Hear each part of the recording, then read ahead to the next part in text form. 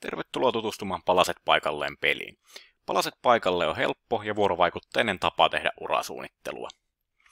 Pelin tehtävät suorittamalla tutustut korkeakoulustartti-hankkeessa kehitetyn uraohjausmallin 5 eri osa-alueeseen, joita ovat itsetuntemus, työelämätietous, korkeakoulutietous, elämäntilanne ja valintojen tekeminen. Tehtävät on värikoodattu niin, että uraohjausmallin eri osa-alueilla on kaikilla omat värinsä. Ja tietyn osa-alueen tehtävän suorittamalla saa sitten sen värisen palasen itselleen. Ja peli on läpäisty, kun kuvion kaikki palaset on saatu paikalleen. Pelin aikana tämä omat tulokseni raportti täydentyy sitä mukaan, kun peli ja pelaaja tekee pelin tehtävissä valintoja. Ja pelin viimeisen tehtävän suoritettua tämän täydentyneen raportin voi ladata itselleen. Pelinäkymässä nähdään Suomen kartta ja siellä olevat tehtävät. Ja pelissä edetään kaupungista toiseen suorittamalla niistä löytyviä tehtäviä. Ja eteneminen tehtävien välillä tapahtuu klikkaamalla tai täppäämällä kaupunkeja. Ja niin kuin nähdään, näistä kaupungeista aukeaa tehtäviä.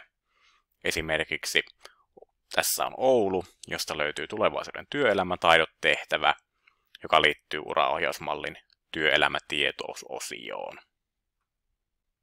Tästä nähdään, että tässä pelissä on erilaisia tehtävätyyppejä. Esimerkiksi tämä on monivalintatehtävä.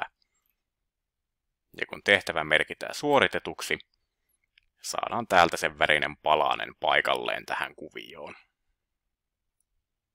Monivalintojen lisäksi tässä pelissä on myös muita tehtävätyyppejä.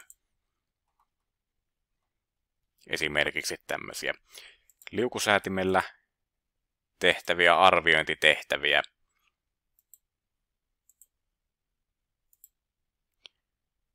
Videotehtäviä, missä nähdään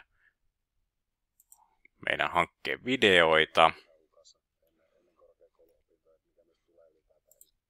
Ja vastaillaan niihin liittyviin kysymyksiin. Myös korkeakoulukorttitehtävä, missä valitaan kiinnostavia opiskelualoja ja päästään sitten selaamaan niihin liittyviä kortteja, mistä löytyy tietoa näistä opiskelualoista.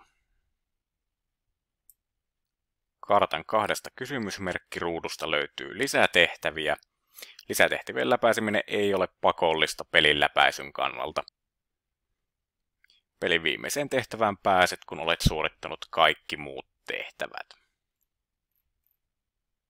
Pelin lopputuloksena saat joko sinua kiinnostavia opiskelualoja pisteytettynä järjestyksessä. Tämä tieto opiskelualoista voi toimia pohjana tulevaisuutesi suunnittelulle ja auttaa sopivan opiskelupaikan valinnassa.